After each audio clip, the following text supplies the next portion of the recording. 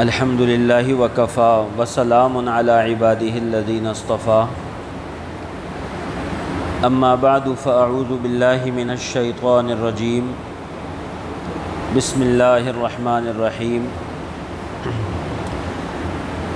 یوصیکم اللہ فی اولادکم للذکر مثل حظ الانثیین فإن كن نساء فوق اثنتین فلہن ثلثا ما ترک وَإِنْ كَانَتْ وَاحِدَةً فَلَهَا النِّصْفُ وَلِأَبَوَيْهِ لِكُلِّ وَاحِدٍ مِّنْهُمَا السُّدُسُ مِمَّا تَرَكَ إِنْ كَانَ لَهُ وَلَدٌ فَإِنْ لَمْ يَكُنْ لَهُ وَلَدٌ وَوَرِثَهُ أَبَوَاهُ فَلِأُمِّهِ الثُّلُثُ صدق اللہ العظیم۔ سورۃ النساء کی یہ آیت جس کا ایک حصہ تلاوت کیا گیا، یہ وصیت اور میراث کے بارے میں ہے۔ بنیادی طور پر اس کے بعد والی آیات میں بھی اللہ تعالیٰ نے میراث کے احکامات بیان فرمائے ہیں۔ زندگی میں انسان کو اللہ تعالیٰ نے جو مال عطا فرمایا ہے، وہ مال اس کے پاس ایک امانت ہوتا ہے جو اس کے انتقال کے وقت اس کے ورثہ کی طرف منتقل ہو جاتا ہے۔ جس طرح زندگی میں اس مال کے بارے میں اللہ تعالیٰ نے کچھ ہدایات عطا فرمائی ہیں کہ اس مال کو کہاں خرچ کرنا ہے اور کہاں خرچ نہیں کرنا، اور اس مال کے حقوق کیا ہیں، تو یہ ساری چیزیں زندگی میں مال خرچ کرنے سے متعلق بیان فرمائی ہیں، اور انسان کو کچھ اختیار بھی دیا ہے کہ مال اپنا کہاں خرچ کر سکتا ہے۔ چنانچہ انسان اپنی ذات پہ بھی خرچ کر سکتا ہے، اپنے گھر والوں کے اوپر خرچ کر سکتا ہے، کسی کار خیر میں لگا سکتا ہے، کسی غریب کو دے سکتا ہے، بہت سارے کام کر سکتا ہے۔ لیکن انسان کے یہ اختیارات جب اس کی موت کا وقت آتا ہے تو یہ اختیارات ختم ہو جایا کرتے ہیں، اور مرنے کے بعد اس مال کے بارے میں شریعت مطہرہ کی تعلیمات کے مطابق معاملہ کیا جاتا ہے۔ چنانچہ اس حوالے سے دو چیزیں ہیں جن کا ذکر قرآن پاک میں اور احادیث مبارکہ میں ملتا ہے۔ ایک کو وصیت کہتے ہیں اور دوسرے کو میراث کہتے ہیں۔ وصیت شریعت نے ایک ایسا حکم نازل فرمایا کہ انسان مرنے کے بعد اپنے مال میں سے اگر کوئی کام کرنا چاہتا ہے یا اپنے مال کو کہیں خرچ کرنا چاہتا ہے کسی جائز جگہ کے اوپر، تو اس کو یہ اختیار دیا ایک حد تک کہ تم اپنے مال کے 1/3 حصے تک اگر چاہو تو کسی جائز کام میں خرچ کرنے کی وصیت کر سکتے ہو۔ مثال کے طور پہ ایک آدمی یہ کہتا ہے کہ جی میرے انتقال کے بعد میرے مال میں سے اتنا مال فلاں مسجد میں لگا دیا جائے، یا فلاں مدرسے میں خرچ کر دیا جائے، یا غریبوں اور مسکینوں کو دے دیا جائے، یا فلاں شخص کو اتنا مال میری طرف سے دے دیا جائے، تو یا میرے رشتہ داروں میں سے فلاں کو ہبہ کر دیا جائے۔ تو اس طرح کی وصیت کی جا سکتی ہے، اور شریعت مطہرہ نے انسان کو اس بات کا اختیار دیا ہے کہ وہ اپنے مال کے 1/3 حصے تک وصیت کر سکتا ہے۔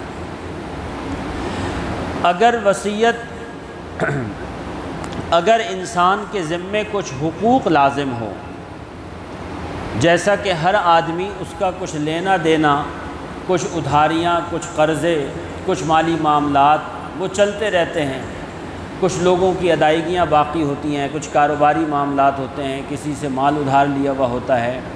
تو جن جن کے حقوق اس کے ذمے لازم ہیں، تو ایک تو ہدایت شریعت کی یہ ہے کہ ان معاملات کی لکھت پڑھت ایسی ہونی چاہیے، اور اس کے علاوہ کچھ گواہ موجود ہونے چاہیے جن کے علم میں یہ بات ہو کہ جی ان کے ذمے فلاں کا یہ لینا اور یہ دینا ہے۔ تاکہ انتقال کے بعد کسی قسم کی کوئی پریشانی نہ ہو اور جو مرنے والا ہے اس کی ذمہ داریاں ادا ہو سکیں۔ اور دوسری بات یہ کہ جس آدمی کے ذمے حقوق لازم ہیں تو اس کی بھی ذمہ داری فرمائی کہ وہ زندگی میں وصیت کر کے جائے کہ جی میں نے فلاں فلاں کا یہ حق دینا ہے، اگر میرا انتقال ہو جائے اور میں یہ نہ دے پاؤں تو میرے مال میں سے یہ حقوق ادا کیے جائیں۔ کیونکہ ہوتا یہ ہے کہ ایک آدمی نے اپنے طور پر کسی سے کوئی ادھار کیا، کچھ قرضہ لیا، کچھ معاملات کیے، وہ اس کے گھر والوں میں سے کسی کے علم میں نہیں ہوتے، یا اگر علم میں ہیں تو ان کی تفصیلات علم میں نہیں ہوتی، اور جب وہ وصیت نہیں کرتا تو بسا اوقات ورثہ ان کی ادائیگی کر نہیں پاتے، اور یا پھر ادائیگی یا پھر ان کو معلوم بھی ہوتا ہے تو وہ ویسے ہی اس کو اگنور کر دیتے ہیں یا اعراض کر دیتے ہیں کہ بس ٹھیک ہے، جن کا معاملہ تھا وہ چلے گئے، ہمیں کیا ضرورت ہے ادائیگی کرنے کی۔ تو آدمی وصیت کر کے جائے، گواہ بنا کے جائے، کسی کی ذمہ داری لگا کے جائے کہ جی میں نے یہ ادائیگیاں کرنی ہیں، اگر میرا انتقال ہو جائے تو میرے پیچھے یہ چیزیں ادا کر دی جائیں، تاکہ کسی کی حق تلفی نہ ہو اور مرنے والے کے ذمے کسی کا کوئی حساب نہ رہ جائے۔ ایک بات۔ دوسری بات یہ ہے کہ وصیت جو کی جا سکتی ہے وہ کسی نیک کام کی جا سکتی ہے، کسی گناہ کے کام میں یا ایسے کام میں جو شریعت کی نظر میں جائز نہیں ہے، اس کام میں وصیت نہیں کی جا سکتی۔ تیسری بات یہ ہے کہ وصیت کے بارے میں نبی اکرم صلی اللہ علیہ وسلم نے یہ بیان فرمایا کہ وصیت کسی وارث کے لیے نہیں ہوتی۔ اکثر لوگ جو وصیت کرتے ہیں وہ اپنے کسی وارث کے لیے وصیت کر دیتے ہیں، جیسے کوئی کہتا ہے کہ جی میرے مرنے کے بعد میرا یہ مکان میری بیوی کا ہے، یا میرے مرنے کے بعد یہ میری فلاں فلاں دکان میرے ان 2 بیٹوں کی ہے، یا میرے مال میں سے میری بیٹی کو اتنا اتنا پیسہ دے دیا جائے اگر میرا انتقال ہو جائے۔ تو یہ سارے وہ لوگ ہوتے ہیں کہ جو وارث بنتے ہیں، بیوی وارث ہے، بچہ وارث ہے، بیٹی وارث ہے، اگر ماں باپ ہیں تو ماں باپ بھی وارث بنتے ہیں، شریعت نے وراثت میں ان کو حق دیا ہے۔ تو لا وصیت لوارث، کسی وارث کے لیے وصیت نہیں ہو سکتی۔ لہذا اگر کسی آدمی نے ایسی کوئی وصیت کی کہ جو اپنے وارث کے لیے وصیت کی ہے تو اس کا حکم یہ ہے کہ اس وصیت کو جو باقی ورثاء ہیں وہ ان کی مرضی کے اوپر منحصر ہے، وہ چاہیں یہ وصیت پوری کر دیں اور وہ چاہیں تو انکار کر دیں، یا اس میں سے اگر 2 وارث کہتے ہیں کہ بھائی ٹھیک ہے میری طرف سے اجازت ہے اور باقی 2 کہتے ہیں کہ نہیں میری طرف سے نہیں ہے، تو بالکل ایسا کر سکتے ہیں، اس لیے کہ اصولی طور پر جس آدمی کو وراثت میں سے حصہ ملنا ہے اس آدمی کو اضافی طور پہ وصیت میں سے حصہ دینے کی اجازت نہیں ہے۔ تو وہ باقی ورثاء کا چونکہ حق کم ہو رہا ہے، اس لیے شریعت نے اس وصیت کو نافذ العمل قرار نہیں دیا، الا یہ کہ باقی ورثاء اس کی اجازت دیں تو اس حد تک اس وصیت کو پورا کیا جا سکتا ہے۔ اور تیسری بات یہ کہ وصیت کل مال کے 1/3 حصے میں نافذ ہوگی، جس کی ترتیب کیا ہوگی وہ میں آگے عرض کرتا ہوں۔ ایک بات جو وصیتوں کے اندر خاص طور پہ دیکھنے کی ہے اور خیال رکھنے کی ہے وہ یہ کہ جب آدمی کوئی وصیت کرے تو اس وصیت کو قانونی طور پر اور شرعی طور پر اس کے جو سقم ہیں اور اس کی جو غلطیاں ہیں وہ دور کر کے اور اس پر گواہ بنا کر اس وصیت کو رکھنا چاہیے اور لوگوں کو بتلانا چاہیے۔ عام طور پہ لوگوں کی طرف سے ایک غلطی یہ بھی ہوتی ہے کہ جب وصیت کرتے ہیں تو خاندان میں کسی ایک آدمی کو بتا دیا اور باقی لوگوں تک اس معلومات کو اس لیے ظاہر نہیں کرتے کہ اگر میں بتاؤں گا تو جھگڑا کھڑا ہو جائے گا۔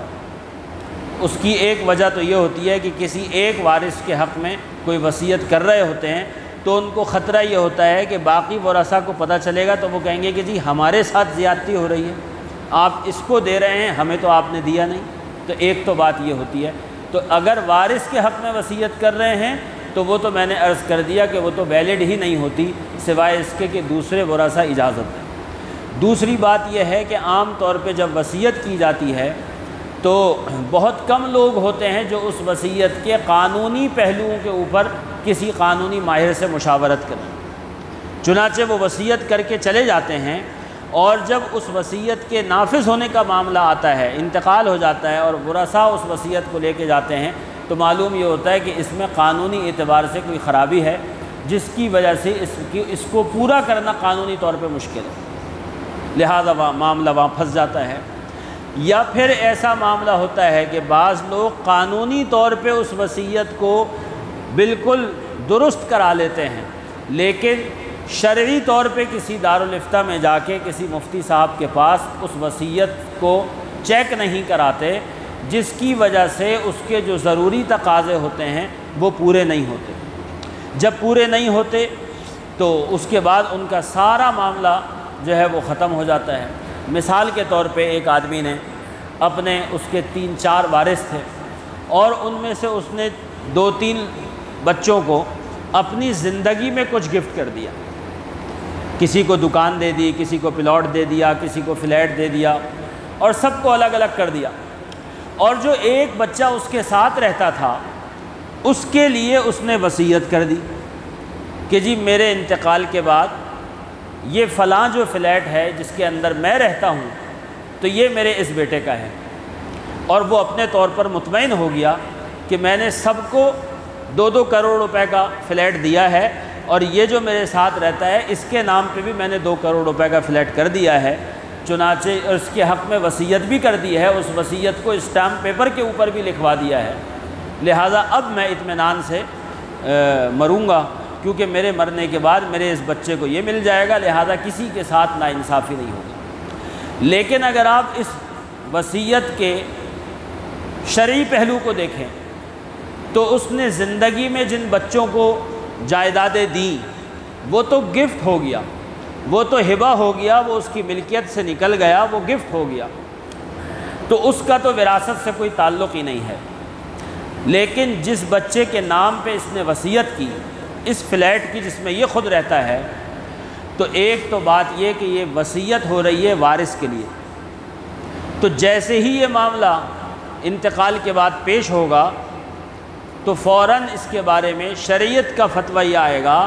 کہ وارث کے لیے وصیت معتبر نہیں ہوتی۔ تو پہلے نمبر کے اوپر تو یہاں پہ معاملہ ختم ہو جائے گا، اور دوسرے نمبر کے اوپر کہ یہ ہبہ اور گفٹ میں بھی شامل نہیں ہو سکتا، کیونکہ اس فلیٹ کو یا اس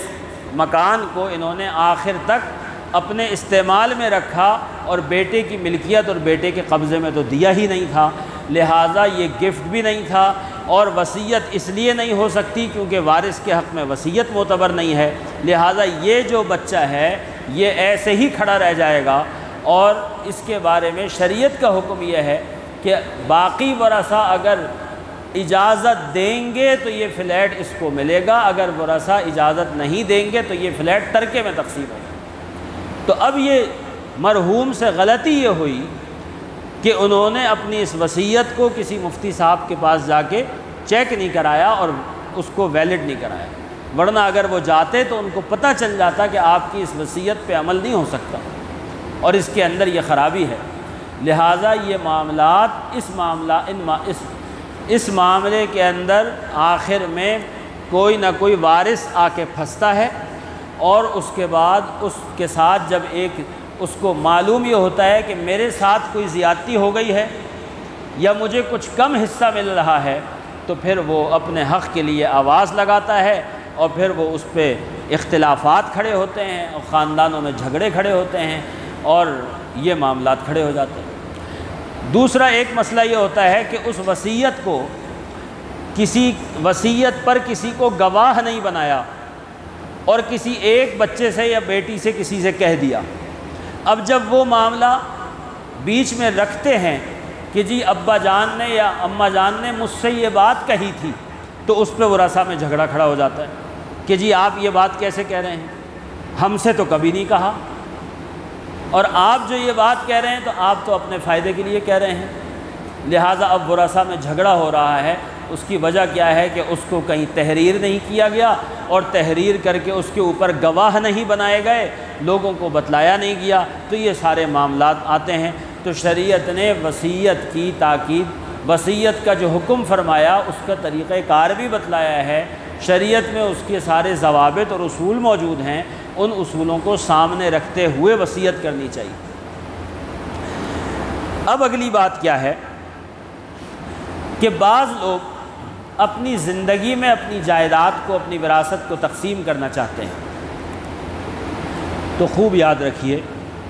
کہ وراثت زندگی میں تقسیم نہیں ہوتی، وراثت زندگی میں تقسیم نہیں ہوتی۔ زندگی میں جو تقسیم ہوتی ہے وہ وراثت نہیں ہوتی، وہ ہبہ ہوتا ہے،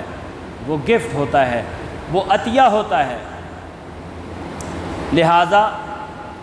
بعض لوگ اپنے والد سے یا والدہ سے یہ مطالبہ کرتے ہیں، بعض بچے یہ مطالبہ کرتے ہیں کہ جی آپ اپنی وراثت تقسیم کر دیں،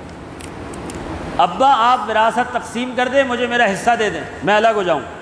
اکثر خاندانوں کے اندر یہ معاملات پیش آتے ہیں کہ جی مجھے میرا حصہ دے دیں، میں الگ ہو جاؤں۔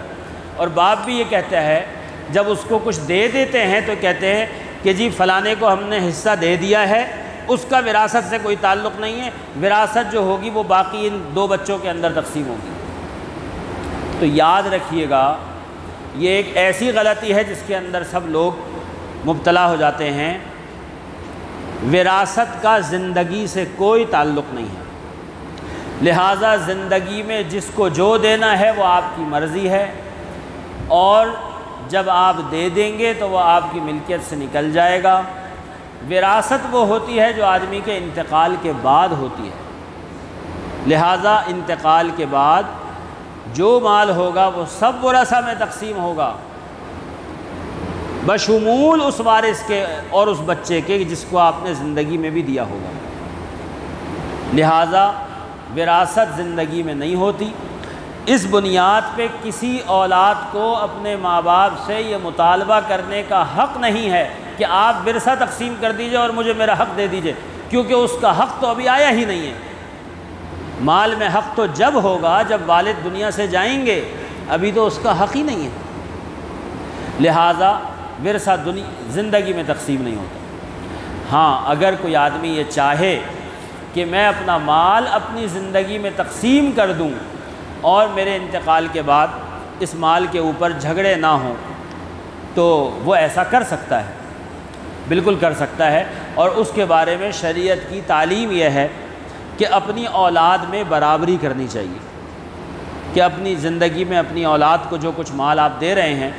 تو اس میں برابری کرنی چاہیے، اور لڑکے اور لڑکی کو بھی آپ برابر دے دیں۔ اور اگر کم کرنا چاہتے ہیں تو کر سکتے ہیں، اتنا کر سکتے ہیں کہ لڑکی کو آدھا دے دیں، لڑکے کو پورا دے دیں۔ جیسے اگر کسی کا ایک بچہ ہے اور ایک بچی ہے اور کوئی نہیں ہے، تو اپنے مال کا آدھا حصہ اس نے اگر بیٹے کو دے دیا اور آدھا بیٹی کو دے دیا تو یہ تو ہو گیا برابر۔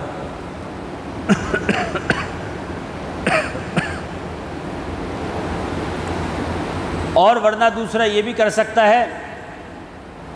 کہ لڑکی کو ایک اور لڑکے کو دو تصور کر کے اپنے مال کے 2 حصے بیٹے کو دے دے اور 1 حصہ وہ بیٹی کو دے دے، تو یہ بھی کر سکتا ہے۔ یہ تو ہو گیا اس طرح۔ البتہ اگر کوئی اولاد ایسی ہے جو ضرورت مند زیادہ ہے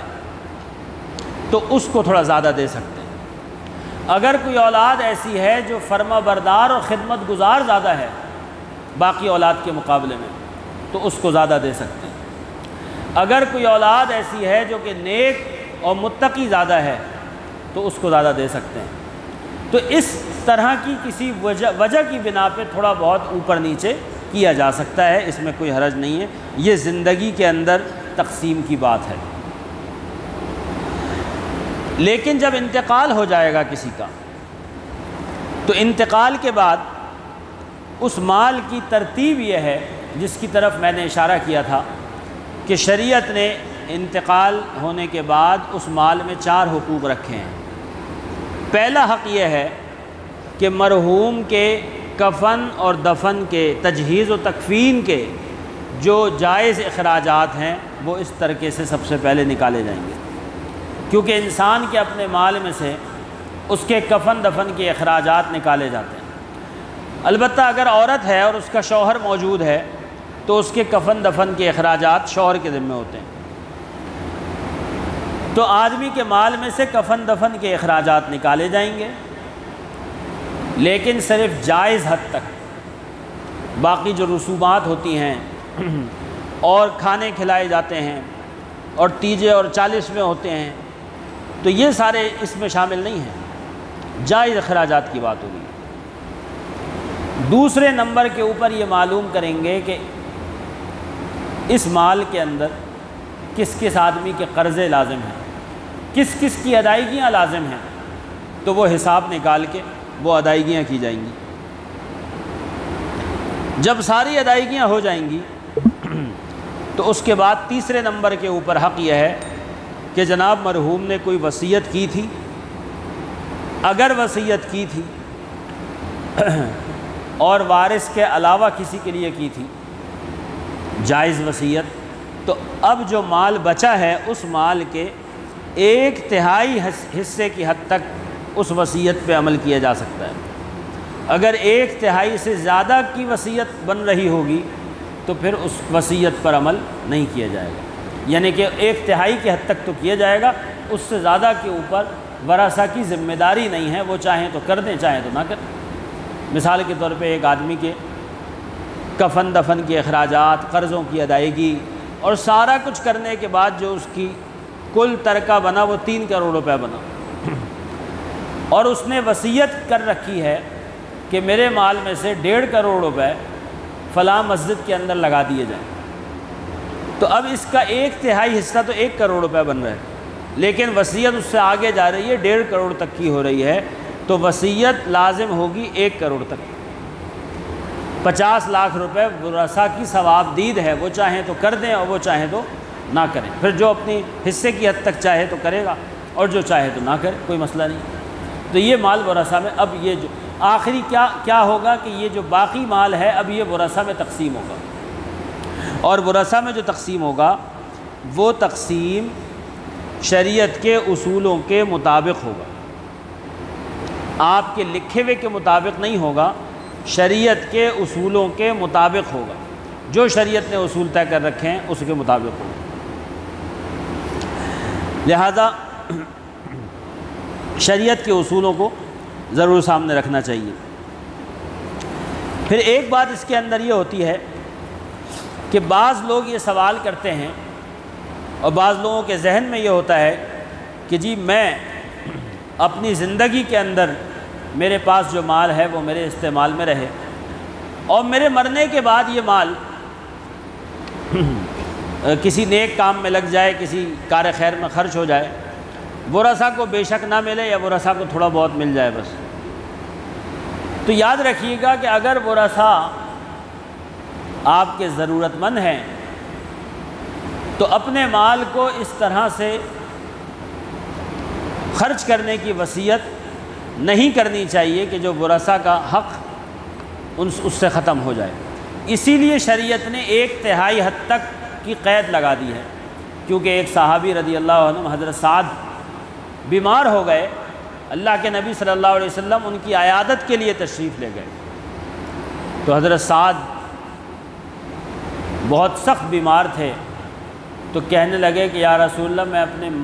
اپنے سارے مال کی وصیت کرنا چاہتا ہوں۔ اللہ کے نبی صلی اللہ علیہ وسلم نے فرمایا کہ نہیں۔ پھر عرض کیا کہ یا رسول اللہ آدھے مال کی؟ فرمایا نہیں۔ پھر انہوں نے عرض کیا کہ 1/3 مال کی؟ آپ نے فرمایا ہاں، اور 1/3 بھی بہت ہے، 1/3 بھی بہت ہے۔ اور پھر آگے یہ ارشاد فرمایا کہ تم اگر اپنے ورثہ کو کچھ مال کے ساتھ چھوڑو، غنی چھوڑ دو،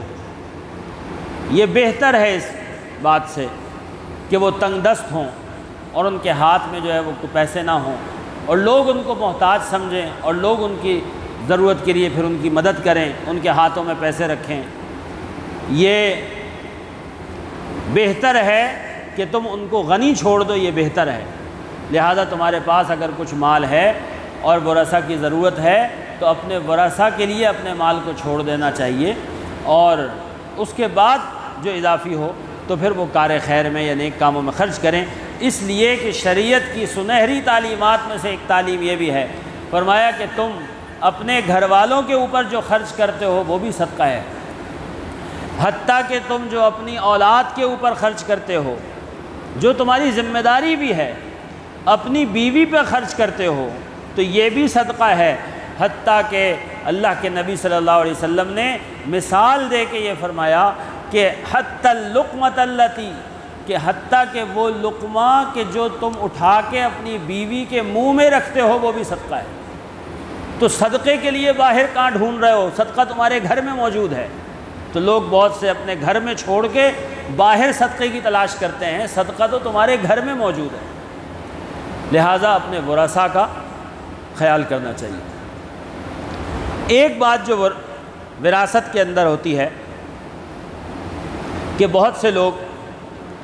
اپنی زندگی کے اندر اپنی بیٹیوں کو وراثت میں سے اپنے مال میں سے دے دیتے ہیں اور مالک بنا دیتے ہیں، اور جو بیٹے ہوتے ہیں ان کے بارے میں یہ کہہ دیتے ہیں کہ جی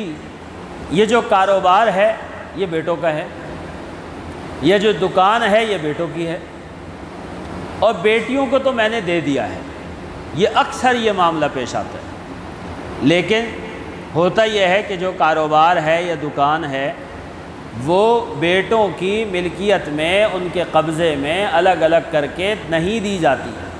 بلکہ وہ والد صاحب کے اختیار میں ہی رہتی ہے آخر تک۔ ابا کا ہی حکم چلتا ہے، اور ان کے ذہن میں یہ ہوتا ہے کہ جب انتقال ہوگا تو پھر یہ ان بچوں کو مل جائے گی۔ تو یاد رکھیے گا کہ جب تک آپ زندگی میں کسی کو باقاعدہ گفٹ کر کے مالک اور قابض بنا کے نہیں دے دیتے، جب تک وہ آپ کی ہی ملکیت رہتی ہے،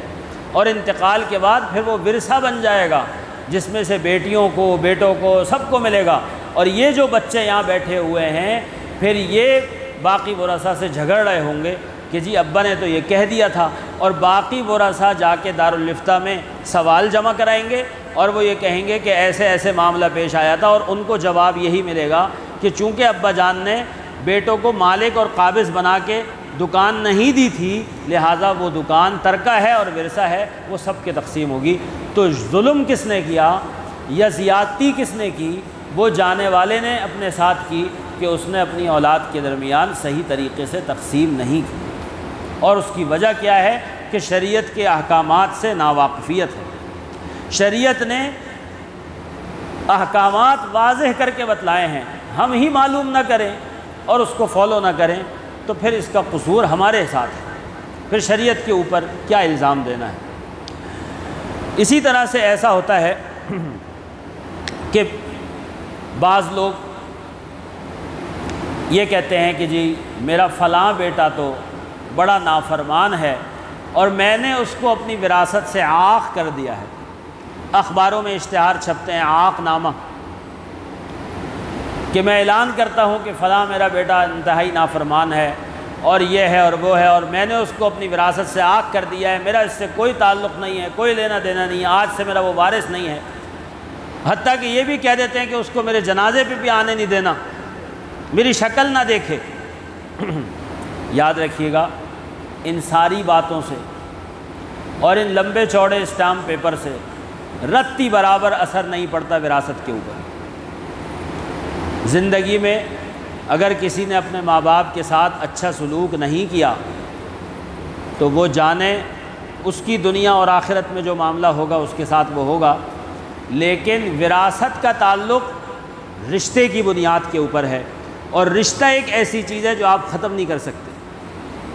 کوئی باپ اپنے بیٹے کو یہ نہیں کہہ سکتا کہ یہ میرا بیٹا نہیں ہے آج کے بعد، وہ چاہے 10 دفعہ کہہ دے لیکن وہ بیٹا رہے گا، اس لیے کہ وہ پیدا ہوا ہے اس سے، تو وہ تو بیٹا رہے گا۔ اسی طرح کوئی بھائی اپنے بھائی کو نہیں کہہ سکتا کہ آج سے یہ میرا بھائی نہیں ہے، وہ بھائی تو ہے، تو مانو یا نہ مانو۔ لہٰذا وراثت کا تعلق رشتے کی بنیاد پہ ہے، فرما برداری اور نافرمانی سے نہیں ہے۔ جتنے عاق نامے آتے ہیں قانونی طور پہ ان کی کوئی حیثیت ہو یا نہ ہو، شرعی طور پہ ان کی حیثیت وراثت کے اندر نہیں بنتی۔ لہٰذا اگر کوئی عاق نامہ لکھ رہا ہے تو یہ سوچ کے لکھے کہ اس سے ان کی کوئی وراثت میں اس کا کوئی فرق نہیں پڑتا، اور وراثت کے اندر وہ باقی ورثاء کے برابر ہی حصہ دار ہوگا۔ ہاں البتہ آپ کے اختیار میں اتنی بات ہے کہ آپ زندگی میں باقی اولاد کو تھوڑا زیادہ مال دے دیجئے، ان کو مالک بنا دیجئے، اور جو نافرمان ہے اس کو تھوڑا سا کم دے دیجئے۔ آپ کی ملکیت سے جب مال نکل جائے گا تو آپ کی وراثت کم ہو جائے گی، جب کم ہو جائے گی تو وہ کم وراثت ہی تقسیم ہوگی سب کو، تو ہر ایک کے حصے میں کم آئے گا، لیکن جو باقی ورثاء ہیں ان کو آپ پہلے ہی دے چکے ہوں گے تو ان کے ساتھ اچھا معاملہ ہو جائے گا۔ اسی طرح بہت سارے لوگ ایسا ہوتا ہے بہت سی دفعہ کہ کسی بچے کا انتقال باپ کی زندگی میں ہو جاتا ہے، کسی بیٹے کا انتقال، اب اس کی ایک اولاد موجود ہوتی ہے جس کو ہم کہتے ہیں یتیم پوتا، اور جب دادا کا انتقال ہوتا ہے تو وہ یتیم پوتا بھی وہاں موجود ہوتا ہے اور باقی بیٹے ہوتے ہیں، تو قانونی طور پر یتیم پوتے کو وراثت کے اندر شامل کیا گیا ہے اور اس کو وارث مانا گیا ہے۔ اسی طرح اگر بیٹی کا انتقال ماں کی زندگی میں ہو جائے یا باپ کی زندگی میں، تو بیٹی کی جو اولاد ہوتی ہے یعنی نواسہ، تو یتیم نواسہ جو ہوتا ہے تو اس کو بھی وراثت کے اندر شامل کیا جاتا ہے قانونی طور پہ، لیکن شریعت کی تعلیمات کے مطابق جو وراثت ملتی ہے وہ براہ راست جو اولاد ہے بیٹے ہیں ان کو ملتی ہے، اور بیٹے کی موجودگی میں کسی پوتے کا وراثت میں حق نہیں ہوتا۔ لہٰذا اس مسئلے کو بھی اچھی طرح سمجھ لینا چاہیے۔ البتہ قرآن کریم نے یہ تعلیم ضرور دی ہے کہ دیکھو جب اس طرح کا کوئی معاملہ آئے تو اس کے چچاؤں کو یہ تعلیم دی ہے اور ترغیب دی ہے کہ وَإِذَا حَضَرَ الْقِسْمَةَ أُولُو الْقُرْبَى وَالْيَتَامَى وَالْمَسَاكِينَ فَارْزُقُوهُم مِّنْهُ، کہ جب اس طرح کا معاملہ ہو تو تم اپنے حصے میں سے ان کو کچھ دے دو، ان کی دلجوئی کر دو، ان کی مدد کر دو، تو یہ بہتر ہے اور نیکی کا کام ہے، لیکن بہرحال لازم نہیں ہے۔ لہٰذا یتیم پوتا یا یتیم نواسہ اس کا قانونی طور پہ تو حق ہوگا، لیکن شریعت کی نظر میں اس کا حق اس طرح سے وراثت کے طور پہ نہیں بنتا، اس کو سمجھ لینا چاہیے۔ اسی طرح ایک معاملہ یہ بھی ہوتا ہے کہ بہت سے لوگوں کی دوسری شادی بھی ہوتی ہے، اور کچھ اولاد پہلی بیوی سے ہے، کچھ اولاد دوسری بیوی سے ہے، ان کا تعلق زیادہ تر کسی ایک سے رہتا ہے، مال اور جائیداد بھی انہی لوگوں کے پاس ہوتا ہے، تو وہ آدمی یہ کہتا ہے کہ جی میں نے اپنی جو فلانی بیوی ہے اور ان کے جو بچے ہیں ان کو تو اتنا مال دے دیا ہے کہ بھائی تم لے لو اپنا حصہ، میرے مرنے کے بعد تو اب تمہارا باقی مال کے اندر تمہارا کوئی حصہ نہیں ہوگا، وہ میری اس دوسری بیوی کی اولاد کا ہے، اور تمہارا حصہ میں نے زندگی میں دے دیا۔ تو یہ میں واضح کر چکا ہوں کہ اس طرح سے وراثت کے اوپر فرق نہیں پڑے گا۔ جب وراثت تقسیم ہوگی تو وہ اس میں ان تمام کا حق ہوگا کہ جو بھی اس مرحوم کی بیویاں ہیں اور جو اس کی اولادیں ہیں، چاہے وہ کسی بھی بیوی سے ہیں، وہ سب وراثت کے اندر تقسیم ہوں گی۔ جو زندگی میں دیا جاتا ہے اس کی وجہ سے وراثت کم نہیں ہوتی۔ اسی طرح سے ایک معاملہ یہ ہوتا ہے کہ جی انتقال ہو گیا اور انتقال کے بعد وراثت کی تقسیم میں بلا ضرورت تاخیر کی جاتی ہے اور وراثت کی تقسیم کو لیٹ کیا جاتا ہے۔ اس معاملے کو بیٹھ کے حل نہیں کیا جاتا، بلکہ جیسے معاملات چل رہے ہیں ویسے ہی چلتے رہتے ہیں۔ دکان اسی طرح کھلی ہوئی ہے، فیکٹری اسی طرح کھلی ہوئی ہے، گھر کے اخراجات اسی طرح سے نکل رہے ہیں، پھر آگے جا کے کیا ہوتا ہے کہ آہستہ آہستہ جھگڑے کھڑے ہوتے ہیں، بعض ورثہ کے مطالبات شروع ہوتے ہیں، جی مجھے فلانے خرچے کے لیے اتنے پیسے چاہیے، جی مجھے فلانی جگہ خریدنی ہے، اس کے لیے اتنے پیسے چاہیے، اور مجھے پھر کوئی کہتا ہے کہ جی میرے حصے کی ادائیگی کرو، پھر کوئی کہتا ہے کہ جی آپ نے اتنے عرصے تک باپ والا گھر استعمال کیا، ہم تو الگ رہتے تھے، آپ نے تو ہمارا حق استعمال کیا۔ یہ سارے جھگڑے کھڑے ہوتے ہیں۔ اس کی وجہ یہ ہوتی ہے کہ وراثت کی تقسیم میں تاخیر ہوتی ہے، لہذا وراثت کے معاملے کو جلد از جلد حل کرنا چاہیے، اور اس کی وجہ یہ ہے کہ تاکہ جو لوگوں کے حقوق ہیں وارثوں کے وہ سب کو معلوم ہو جائیں اور سب کے ادا ہو جائیں، متعین بھی ہو جائیں، اور اگر پھر کوئی استعمال کر رہا ہے تو وہ استعمال بھی ایک دوسرے کی اجازت سے کرے، اور سب کو پتہ ہو کہ ہاں جی یہ اس طرح سے یہ ترتیب طے ہوئی ہے اور اس طرح سے یہ تقسیم ہوگی، تاکہ کسی کو کوئی پریشانی نہ ہو اور آپس میں جھگڑے نہ ہوں، رشتہ داریاں ختم نہ ہوں، ورنہ اسی مال کی وجہ سے بھائی بھائی کا دشمن ہو جاتا ہے، اولادیں ایک دوسرے کی دشمن ہو جاتی ہیں اور سارے معاملات غلط ہو جاتے ہیں۔ اس کی وجہ یہ ہوتی ہے کہ پھر اچھا اس کے اندر جو صحیح طریقہ ہے وہ کیا ہے کہ دیکھیں، جب یہ وقت آتا ہے، انتقال ہوتا ہے، تو تمام ورثاء کو آپس میں بیٹھ کر اللہ تعالیٰ کا حکم سمجھتے ہوئے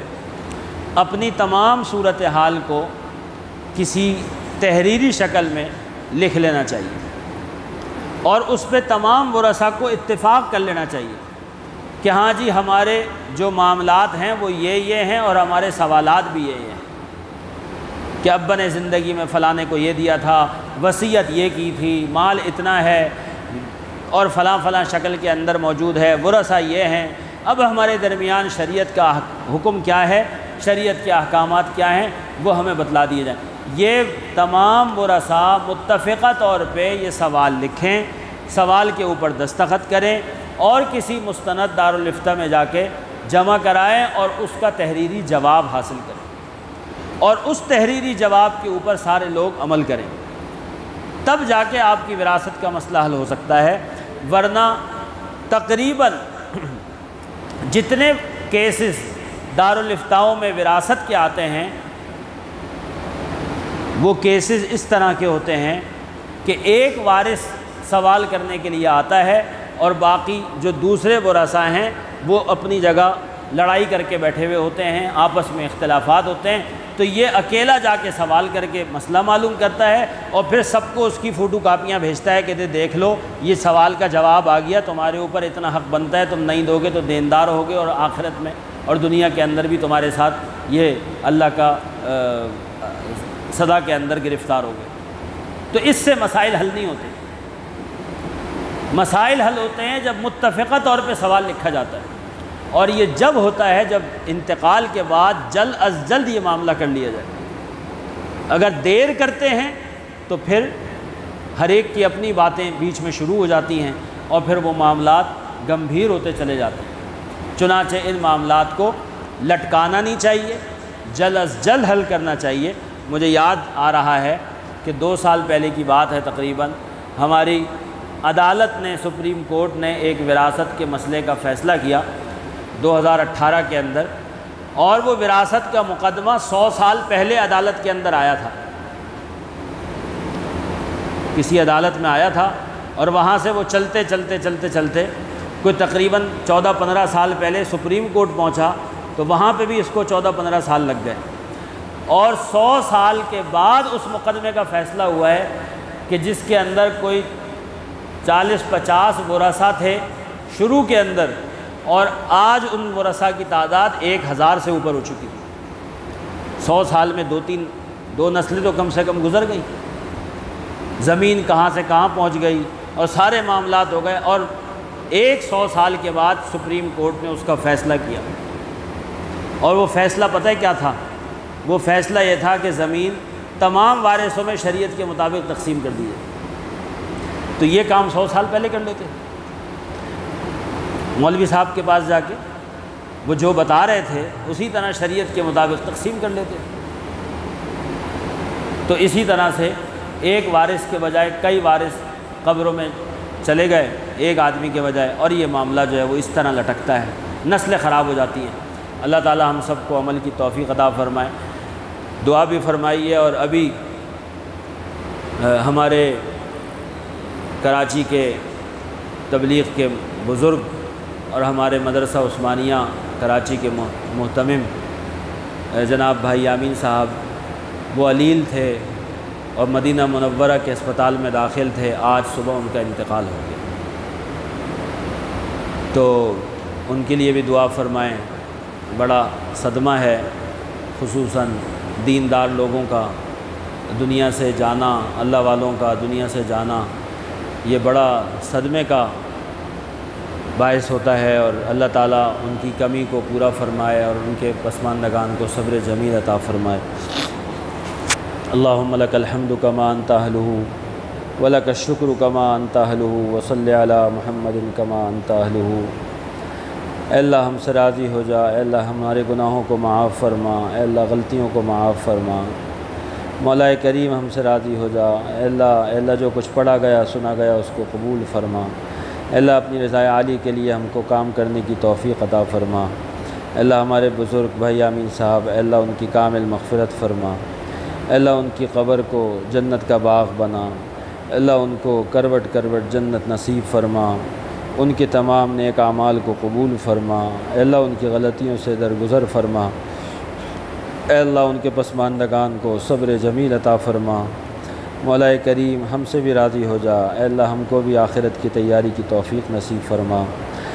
وصلی اللہ تعالی علی خیر خلقہ محمد وعلی آلہ وصحبہ اجمعین، آمین برحمتک یا ارحم الراحمین۔